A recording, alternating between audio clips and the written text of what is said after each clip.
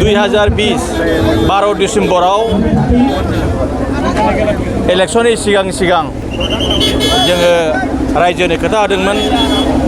बे रायजोनि खोथा होनायाव जोङो सान्ति खालामगोन, खौसेथि लाबोगोन आरो जौगानाय लाबोगोन होननानै जों खोथा होदोंमोन।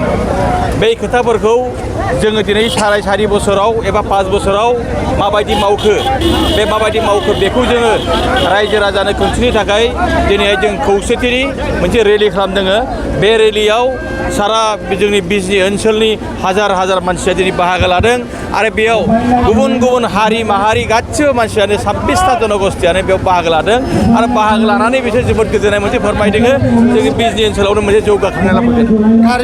मा होनो दा जों दिनैनि दिनावहाय बुंनो हानाय जाबाय जे जोङो जितु 5 बोसोराव जोंनि गेजेराव जों अनलायनाय आरो खौसेथि आरो सान्तिखौ जों मदद खालामनो हाबाय आरो बेखौनो लानानैनो दुलाराय जोंनि बे बिजनि ओनसोलनि रायजो राजाफ्रा मोनथामबो समस्थियाव माने UPPL खौ देरहानो थाखाय दिनै राजि आरो बेनिखायनो रायजो राजाफ्रा ज' ओंखारबोदों।